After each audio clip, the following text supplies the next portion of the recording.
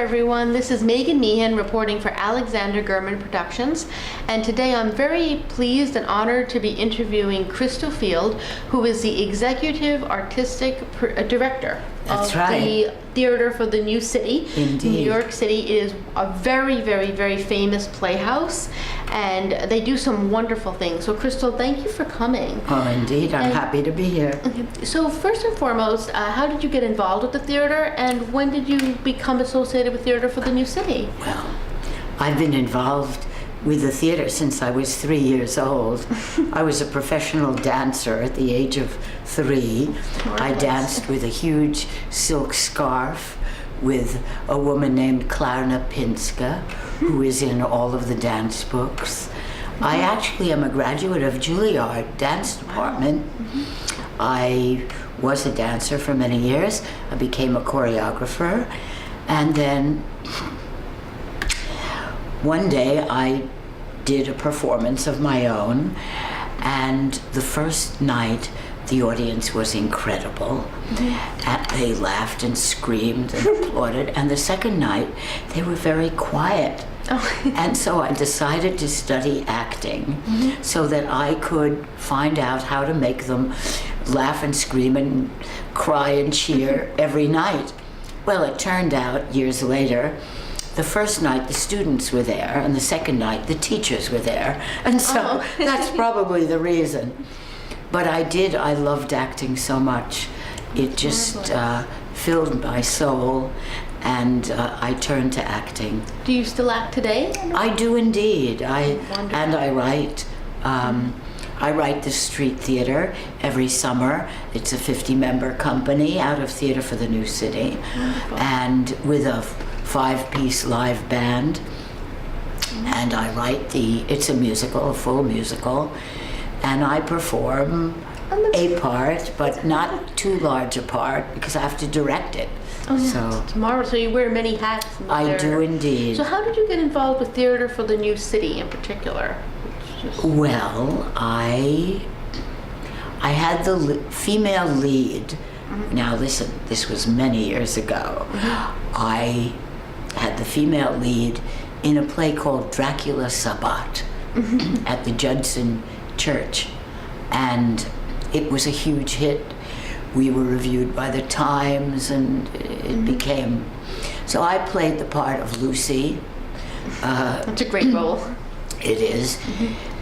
In that show, I became quite naked, as did the rest of the company. It was but beautifully done, beautifully done. At any rate, we were, at that point, offered a place to have a theater in what was once a telephone building. It was on Bank Street by the Hudson River, and it was the sound stage for the jazz singer. It had been at one time. So it was a beautiful building with 3 floors. Of course, it was derelict and unused, and of course not a theater.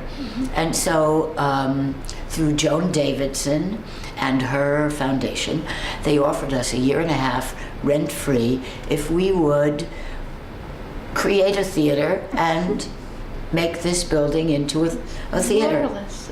It was a wonderful offer, and I mean, like it created so much Wonderful many wonderful opportunities for so many creative people over the years. Yes, it did. So since the Theater for the New City, since it was established, it's really become famous for starting some very, very well-known people's careers. Indeed. So what have been some of the highlights of working with this theater over the years when it comes to shows or performers? The thing the Theater for the New City does is it nurtures and develops writers for the American stage. If you're living in the United States for 6 months of the year at least, you're an American. So we have a completely diverse group of authors that come to us. We are very well known for having done Latino and Latina authors. We did Miguel Pinheiro before he wrote Short Eyes. the work of Ed Bullins. I mean, we've won many Odelko Awards and over 43 Obies and the Pulitzer Prize for the work of Sam Shepard, Buried Child. We commissioned that play and first produced it. That's very famous. So. And Tim Robbins was with me for 6 years. He did the street theater. He also did indoor plays. He was the Little Prince in Saint-Exupéry's, an adaptation of Saint-Exupéry's The Little Prince. It's really like theater royalty at this point. Like, I mean, you guys are legendary. The thing we do is we have low ticket prices. And therefore, we don't make our living off of the audience. That means we never have much money. And so we are very well known for being able to do miracles with very little, but we are also known for not having the capital to get into the bigger. What can I say? The high life of theater. Now, because you are so open to playwrights, but you're at the same point you're still so well known and so established. If somebody wants to present a play to you, do they have to have previous work produced? Do they have to have an agent? No, they don't have to have an agent. We certainly don't want somebody who hasn't written 5 or 6 plays already. They have to come to us when they really are real working playwrights or poets or artists who want to write plays, but they still have had to have done 5 or 6 before they come to us. And we have a literary manager. He's a wonderful young man named Michael Scott Price, and you will have to give in the first 10 pages and a synopsis, and he will look at your work, and if he finds it of interest, he'll push it towards me. And then we have to read the whole script. But another way of coming into Theater for the New City is to volunteer. I think we're close to a church in the way we subsist on volunteers. And you come in, you answer the phone, take messages, do a little light filing, help us out in all our constant emergencies, because everything runs really smoothly as far as the audience is concerned, but behind the scenes, it's murder. That's crazy. I'm a playwright. I've had one short play produced, and I know what it's like behind the scenes. People wouldn't believe how the craziness of it. Exactly. No, you also do have a platform for short plays, right? Don't you have a short play We really festival? don't like one-act plays. We do them once in a while. Yeah. But we really Like want full-length plays, musicals, operettas, operas. We really don't care if the work is not finished. Our audiences are used to that. They want to see big canvases that may not be totally filled, rather than a small canvas that is totally filled. And they have no qualms about criticizing the work, telling us how it could be better. And the author gets to see that. The author also is involved in the budgeting of the show. The author is king and queen. They can fire the director, they can fire the composer if it's a musical. They have total control. And that's very valuable. And we stand behind them. We do not do censorship. We're very well known for being an uncensored platform. Now, if you start with your show and it's really not so good, and maybe we hate what you're saying, we won't touch it. We will not ask you back, but we will not touch the work. Once the work comes in, it's not touched. I lived many years with work that got touched in the commercial theater. I had principal roles in a number of films. I had leading roles in a number of plays. I was a a principal member of Lincoln Center. I saw what happened there to the artistic director, Leah Kazan, and Robert Whitehead. They got pushed out. I was a member of TLA, which is the Theater of the Living Arts, run by Andre Gregory in Philadelphia, and I saw what happened there when they brought plays by authors who were on the cutting edge. So you just believe in just letting the author have their say, and that's such a wonderful philosophy to have. Like, as a writer myself, I definitely respect that, and I understand it. Now, you also, aside from the Theater for the New City, you put on, the Theater for the New City rather branches out to other boroughs. Like, for example, you have put on plays in public in Coney Island. So can you talk a little bit about that? Well, in the summertime, that's really what we do. We do have a Dream Up Festival indoors that starts in very late August. But the first Saturday in August opens our street theater. And it is a full musical with a 5-piece live band and a 50-member company. And we go to all 5 boroughs of the city, including the boardwalk at Coney Island. And last year, the name of the show was Checks and Balances, or Bottoms Up. It featured, among others, Trump. It had a Trump character that rose above everything and finally sort of disintegrated. But we have love stories in there and all kinds of people coming of age. I saw one of your plays performed at Coney Island one day. It was totally unexpected. I had gone to go to the aquarium, and when I came out, walked the boardwalk, and all of a sudden this play got put on. And the crowd it drew, like, some people knew it was going to happen, and they were standing there waiting for it. But from the time the play started, there were maybe 40 people waiting. By like 10 minutes in, I'm telling you, there was like 100 people, and then it just more and more. Exactly. By the end of it, there were hundreds. Yeah. And this was just people that were just walking along and stopping and seeing what was happening, and it was wonderful because people were really enjoying it. It was They really were. Yeah. Well, it's very inspiring and enjoyable, and full of humor and also heartfelt. And I have the name of next year's show. What is that? It's called Shame, or the Doomsday Machine. Okay. You can well imagine what it's about. Now, as far as the theater goes, like your home-based theater, you have a huge lobby.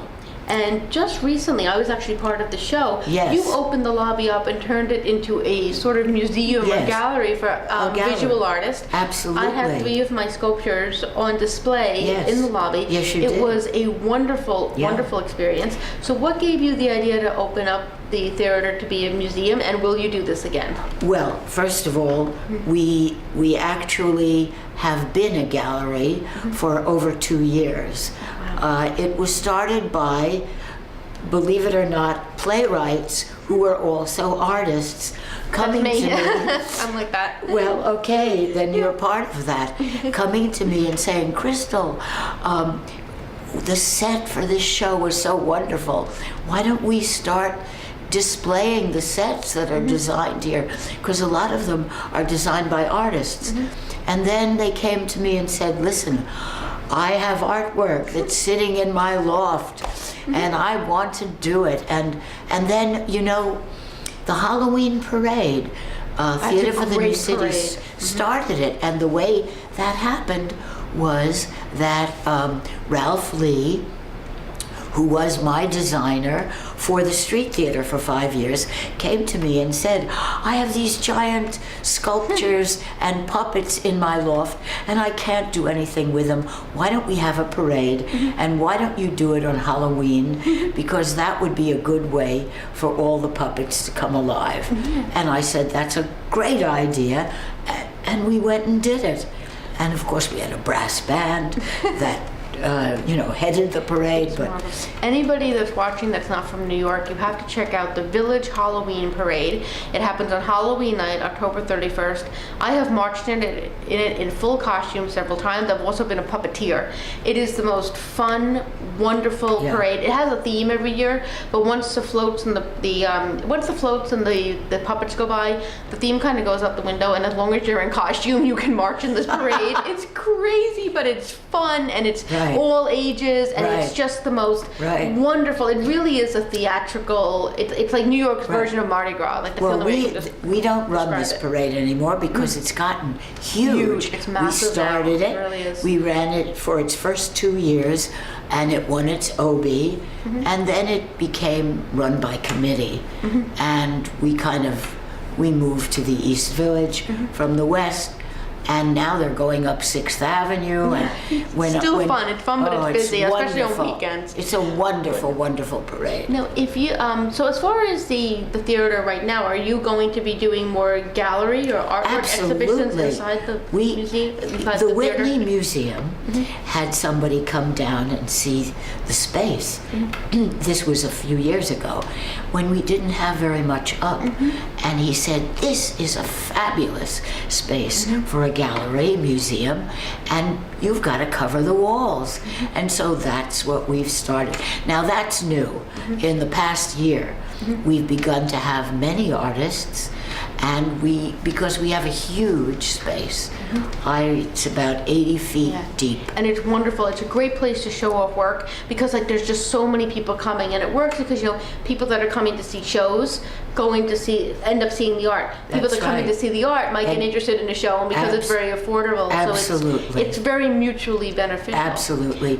And we have discovered some wonderful artists and some wonderful art. And some of the artists have begun to be interested in working, on plays, designing. absolutely. And, it's, what would you call that? Simpatico. Yes. So what's coming up next for the theater that you would like to mention? Well, we're about to open a new play by Charles Bush called The Confession of Lily Dare. We just finished the Thunderbird American Indian Powwow and Dance they're Concert. wonderful. I've been to that a couple times. That's a good show. That was fabulous. That finished Sunday. We have wonderful plays in there now. One Drop by Andrea Fulton, and Josh the Black Babe Ruth by Michael Jones. These are plays that happen to be during Black History Month, but that's because the authors came to us and asked for this month. Oh yeah, good timing. It wasn't our idea to put them in them, but it was their idea, and we thought it was wonderful. So we have done, and as I said, we're very diverse. We look for fertile ground, and we look for new emerging writers. Yes, and that's very important. Writers whose work we can nurture and develop. So we don't do a writer just once.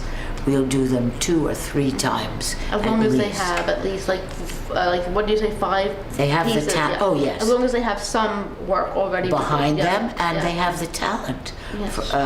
And we feel the possible future. We push them towards mainstream playwriting, just as we in the gallery we take 20% of whatever is sold, which is a very low amount. Yeah. But that's because we really want these artists to succeed. You're doing a wonderful service to all different types of artists, to playwrights, to visual artists, to performers. So I mean, I don't think that people realize how much Theater for the New City is owed for the culture of New York and all the wonderful things that you do, and you've fostered over the years. I mean, it really is an honor to speak to you and to know somebody who was involved with this wonderful organization, and then to have my art exhibit in the lobby. It was Well, just I come from wonderful. a very radical and forward-looking family.